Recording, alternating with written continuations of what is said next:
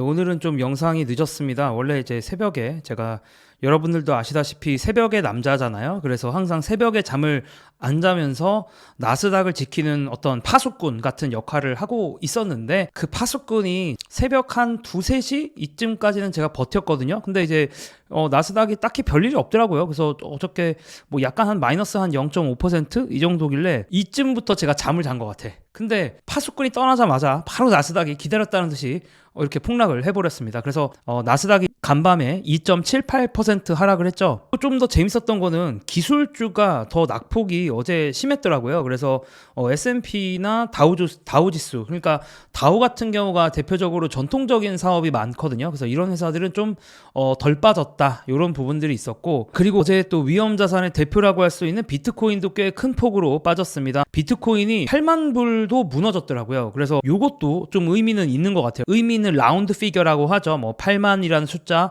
뭐 9만이라는 숫자, 이런 것들이 무너질 때마다 투자자들의 심리에 강한 악 영향을 주는데 그런 모습을 결국 보여줬습니다. 비트코인 얘기 짧게만 해보면 블룸버그 전략가인 분도 이런 얘기를 하더라고요. 진짜 패닉은 아직 우리 앞에 있을 수 있습니다. 비트코인은 구조상 70% 이상 폭락할 가능성이 항상 존재합니다. 이런 얘기를 저도 당연히 이렇다고 생각을 하는 게, 뭐 비트코인이 70% 하락할 거라고 예언하는 게 아니라, 근데 비트코인이 지난 뭐 10 몇 년 사이에 70% 이상의 하락이 되게 많았어요. 고점 대비 70% 하락이라는 이벤트는 너무 자주 있어 왔기 때문에 어느 정도 심리적으로 대비할 필요가 있지 않을까. 변동성이 높다는 거를 우리가 인지한 채로 비트코인을 대해야 되지 않을까라는 생각을 저는 좀 가지고 있습니다.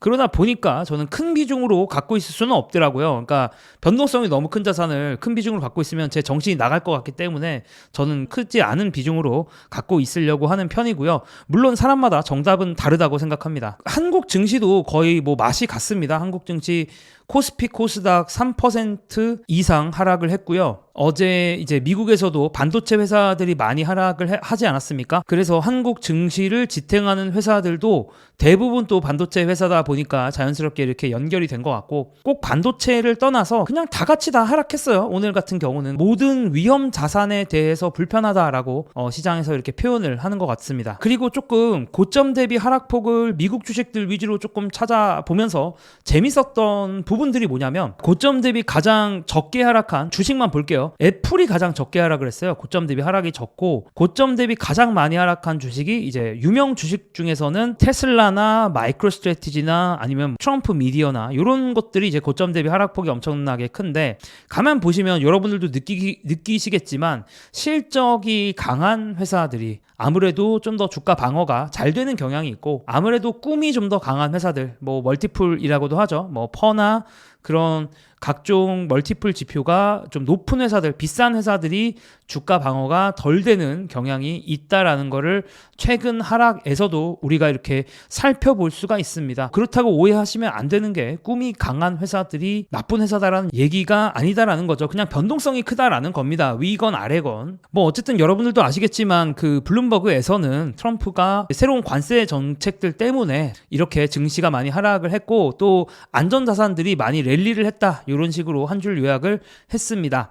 특히나 캐나다와 멕시코에 대한 25% 관세가 3월 4일부터 시행될 거고, 또 중국 같은 경우도 관세가 10%가 추가로 부과될 거다라고 얘기를 하면서 증시가 많이 흔들렸고, 또 여기에 여러 가지 영향을 더 준 게, 중국이 또 이런 움직임을 보고 나서 필요한 모든 조치를 취하겠다라고 중국도 어떻게 보면 좀 응수를 한 거죠. 그러다 보니까 더 미국과 중국의 갈등이 더 악화되는 분위기로 가면서 주가가 더 폭락했다라고 보시면 될 것 같습니다. 투자자들 입장에서는 트럼프가 이게 뻥카를 치는 건지 아니면 진짜로 관세를 때리려는 건지 자꾸 좀 불확실하죠. 그리고 시장이 싫어하는 건 불확실성이다 보니까 이런 모습을 보였고, 그리고 요즘에 이제 계속 채권을 더 시장에서 선호를 합니다. 자꾸 이렇게 시장이 어지럽고 뭔가 정신없고 막 이럴 때는 채권으로 돈이 가거든요. 그래서 채권이 아무래도 따박따박 안전하게 따박따박 돈을 주다 보니까 최근에 보면은 이제 채권이 좀 더 상승률이 높은 그런 모습이 나오고 있고요. 다만 어쨌든 저의 개인적인 생각이라면 제가 보기에는 증시가 위험에 빠지면 트럼프의 특성상 증시를 뒷받침하기 위한 발언들이나 행동 등을 하려고 할 것 같습니다. 저는 그렇게 생각을 하고 2018년에도 트럼프는 비슷했거든요. 그러니까 증시가 빠지는 걸 원하지 않는 사람 중에 한 명이 바로 트럼프예요. 그래서 지금 이렇게 떨어지면 떨어질수록 트럼프는 어떤 뭔가 조치를 하려고 할 수도 있고, 자, 그게 더 나아가면 2018년에도 보면은 약간 관세와 관련된 것들도 약간은 좀 더 워워하려고 하거나 좀 더 적극적으로 협상을 하려고 하거나 이런 행동들을 2018년에 장이 좀 어지러울 때도 보여줬었거든요. 그래서 그러니까 변동성은 계속 있을지언정 저는 트럼프도 증시가 대폭락하는 걸 원하진 않는다라고 생각을 합니다. 그래서 저의 생각은 물론 아주 강한 확신은 아니에요. 저의 그냥 생각, 저의 예상은 트럼프는 망하는 걸 원치 않기 때문에 결국에 이런 것들이 폭락으로 이어질 것 같진 않다. 저의 기본적인 생각이긴 합니다. 자, 그리고 생각해보면 관세 시작이 3월 4일이잖아요. 시간이 아직 남았어요. 2월 28일 아닙니까? 그래서 시간도 많이 남았고 또 트럼프가 말 바꿀 수 있는 거예요. 3월 3일 날 트럼프가 우리 한 일주일 더 연기하자 뭐 이런 식으로 얘기할 수도 있는 거고, 말 바꾸는 게 트럼프의 특기다라는 거 너무 우리가 잊지 말고,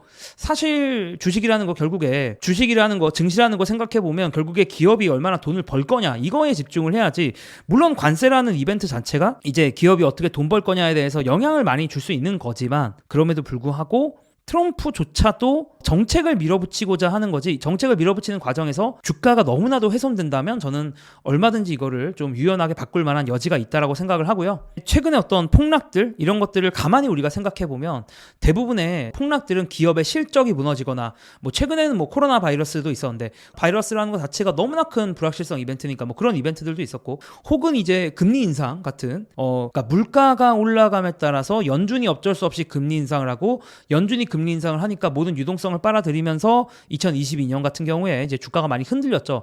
이런 것들, 혹은 금융회사들이 뭔가 문제가 생겨 너무 레버리지 크게 있다가 그 레버리지가 무너지면서 금융회사들에게 문제가 생겨, 뭐 이런 이벤트라든가, 자, 이런 것들은 당연히 증시의 폭락으로 이어질 만한 이벤트인데 저는 아까도 말씀드렸다시피 관세 리스크로 증시가 무너질 거라는 생각이 크게 들지는 않습니다. 그래서 제일 나빠봤자 제가 보기에 2018년 증시 정도의 시나리오로 가는 게 맞지 않나 라는 생각을 하고, 이때 보면은 그래도 많이 떨어지긴 했죠. 2018년에 S&P도 거의 10% 떨어졌으니까 10% 넘게 떨어졌으니까 많이 떨어지긴 했는데, 다만 2018년 막판에 떨어진 건 연준이 계속 금리 인상을 하면서 일어난 일이죠. 그러니까 경기가 안 좋은데도 금리 인상을 하면서 떨어졌던 이슈라 사실 순수히 관세 이슈만으로 보기는 좀 어려운 부분이 2018년은 있지 않나라는 생각을 하고, 그냥 좀 재미없게 흐지부지 할 수 있는 장으로는 갈 수 있어도 뭔가 대폭락이라고 하기에는 뭔가 강한 킥이 없다라고 생각을 하고요. 제가 근데 이 말을 하고 싶은데 뭐 제가 뭐 잘 맞춥니까? 유튜브 보셨으면 아시겠지만 제가 뭐 매크로를 그렇게 잘 맞추는 사람은 저 스스로도 아니라고 생각을 하고 있고, 그래서 그냥 저의 의견일 뿐입니다. 저도 사실 뭐 매크로적인 매매를 하는 사람이 아니라서 그 제 투자가, 저는 그냥 좋은 주식들을 갖고 어떤 주식들이 실적이 잘 나올까, 어떤 주식들이 결국에 돈을 잘 벌까, 이런 거에 포커스를 해서 투자를 하는 사람이지, 뭐 매크로가 이렇게 되니까 나는 매크로에 맞춰서 플레이를 하겠다라는 식으로 투자를 하는 사람이 아니기 때문에 여러분들도 제 말은 한 귀로 듣고 한 귀로 흘러 들으셔도 될 것 같고요. 다만 이제 이런 의견들이 궁금하실 것 같아서 말씀을 드리는 거고요. 그래서 개인적으로 더 중요한 건 결국에는 금요일이죠. 금요일 저녁에 공개될 PCE 같은 거, 물가지표, 이런 것들이 더 오히려 중요하지 않나라는 생각을 하고, 아마도 금요일 밤 새벽도 증시가 혼돈에 빠지면 또 제가 나타나야 되지 않을까라는 생각을 하면서 저는 또 다음 영상으로 찾아뵙겠습니다. 감사합니다.